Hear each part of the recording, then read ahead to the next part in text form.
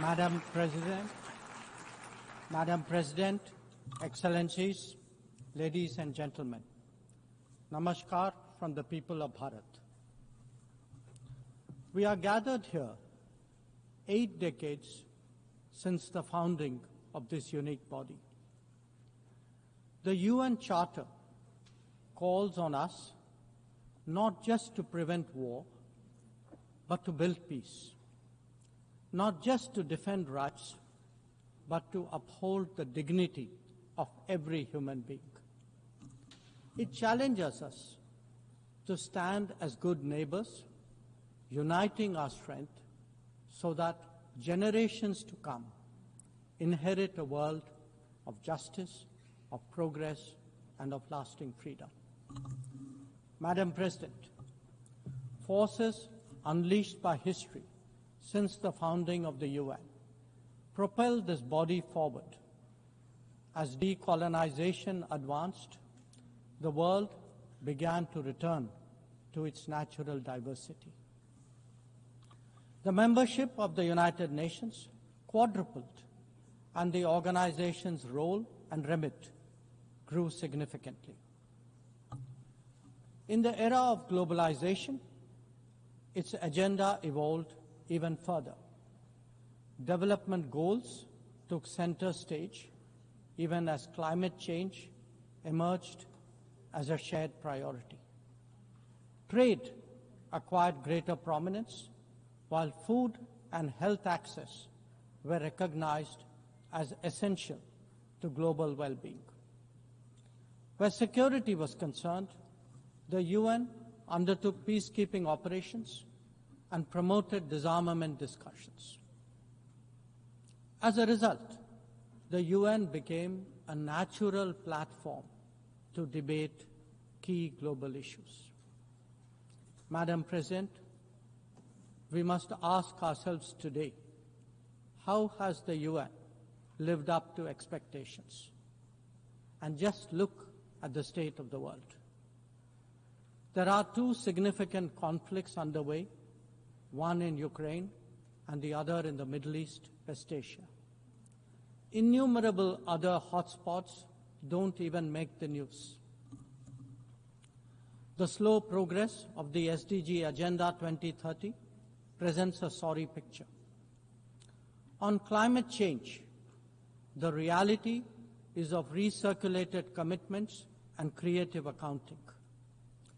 If climate action itself is questioned, what hope is there for climate justice? When a once-in-a-century pandemic hits us, we saw open discrimination in access to vaccines and to travel. Energy and food security have been the first casualties of conflict and disruption, especially since 2022. Better-off societies insulated themselves by having the first call. The resource-stressed ones scrambled to survive, only to hear sanctimonious lectures thereafter. When it came to trade, non-market practices gamed rules and regimes. The resulting concentration exposed the world to leveraging.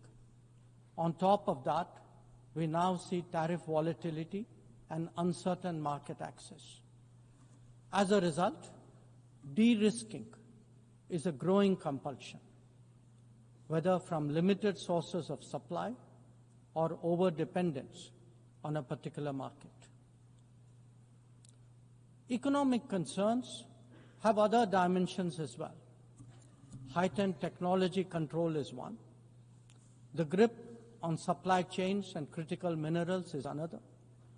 The shaping of connectivity is no less sensitive.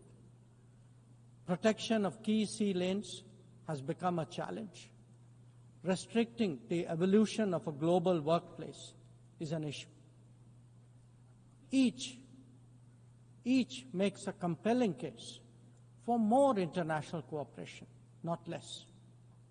But are we really headed in that direction? And where has the UN actually made a difference? Madam President, As members of the UN, we meet here as sovereign equals. That is not a formalism, but a recognition of the inherent diversity of our world. Understandably, we have different history, traditions, heritage, and culture. For them to coexist, for them to enrich each other, it is imperative that we foster understanding and respect.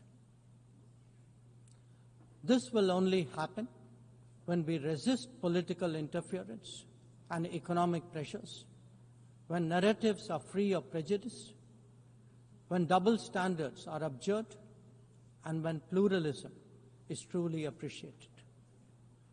Madam President, Excellencies, while asserting our rights, we must also firmly face up to threats. Countering terrorism is a particular priority because it synthesizes bigotry, violence, intolerance, and fear. India has confronted this challenge since independence, having a neighbor that is an epicenter of global terrorism.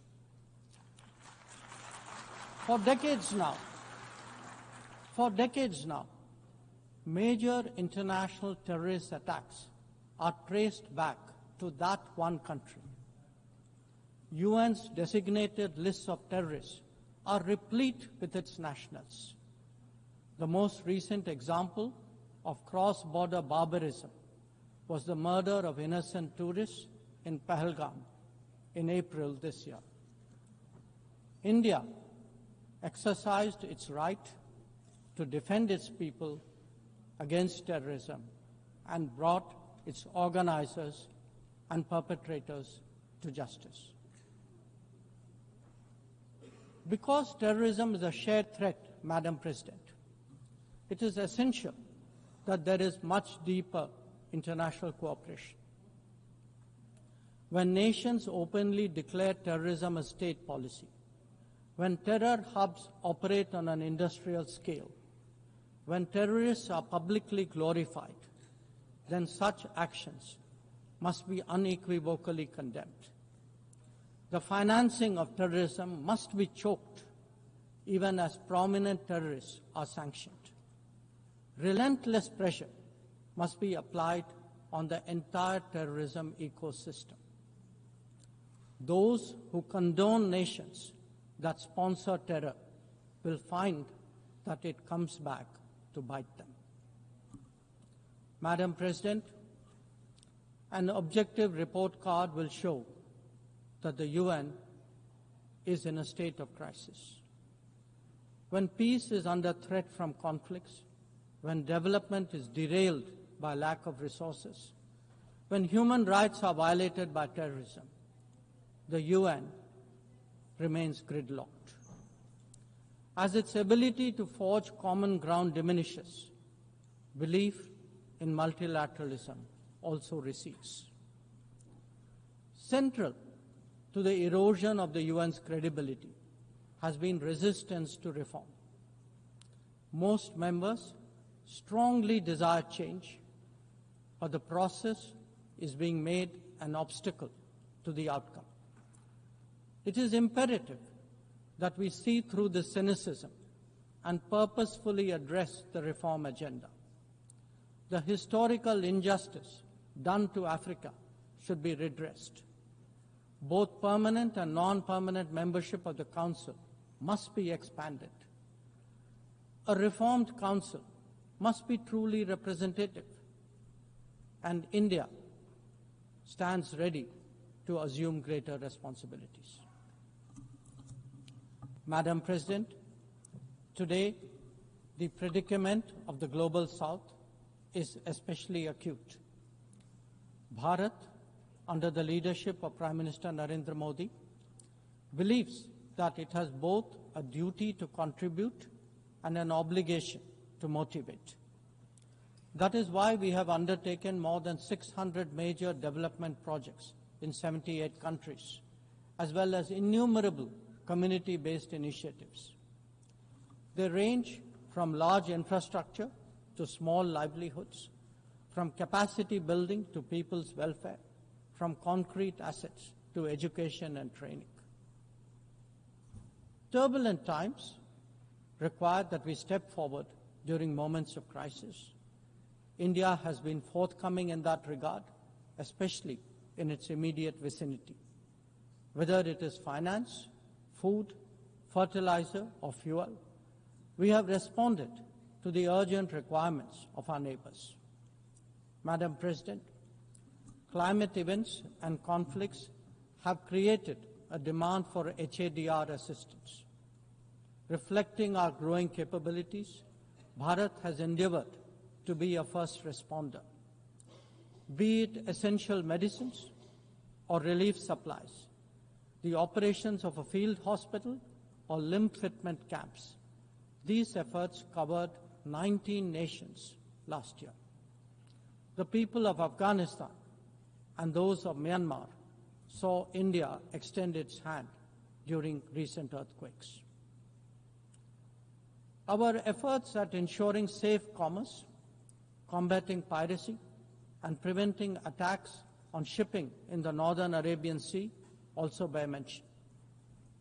And the Indian tradition of UN peacekeeping operations continues in the Democratic Republic of Congo, in Western Sahara, Central African Republic, Golan Heights, Cyprus, Lebanon, Abyei, South Sudan, and Somalia. To put it clearly, our soldiers ensure peacekeeping, our sailors protect maritime shipping, our security counters terrorism, our doctors and teachers facilitate human development the world over, our industry produces affordable products, our techies promote digitization, and our training facilities are open to the world. These remain the core of our foreign policy. Madam President, each one of us has the opportunity of contributing to peace and prosperity. In the case of conflicts, especially Ukraine and Gaza, even those not directly involved have felt its impact. Nations who can engage all sides must step up in the search for solutions. India calls for an end to hostilities and will support any initiative that will help restore peace. The last decade in Bharat has also seen transformative changes due to the vision of Prime Minister Modi. Our digital public infrastructure has redefined governance and enabled delivery of public services on an unprecedented scale. Our startup ecosystem, innovation culture, and microfinance are changing the face of society. Our rapidly growing infrastructure facilitates both ease of doing business and ease of living for citizens. India remains committed to sharing its experiences and tools with others on their journey of development. Artificial intelligence as a horizontal and cross-cutting technology has a particular promise for development. India's approach is to harness it responsibly for human welfare. Inclusion and impact will be the watchwords for the summit that India will host in 2026. Madam President, Bharat approaches the contemporary world guided by three key concepts. One, Atmanirbharta, or self-reliance.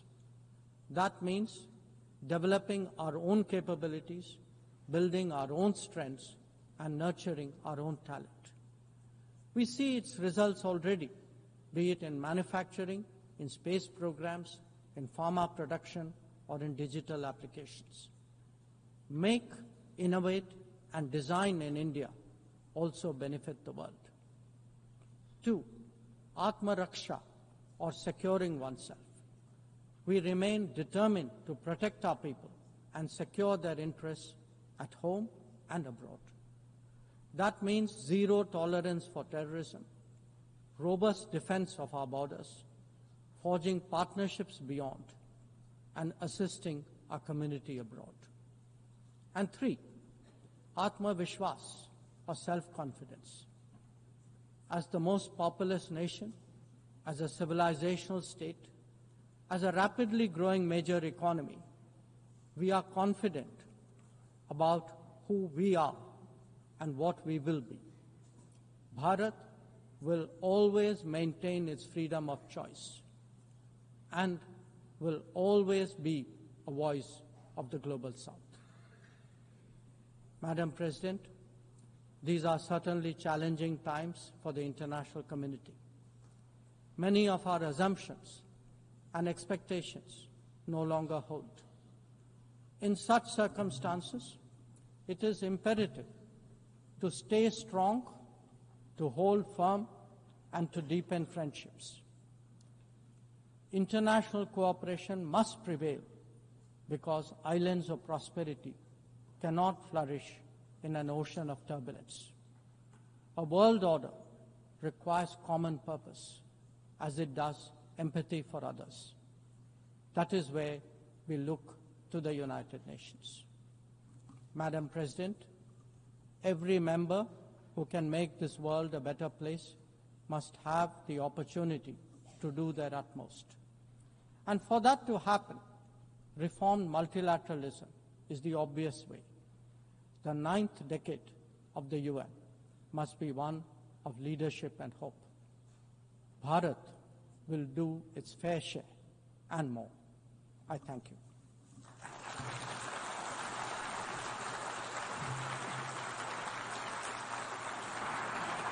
I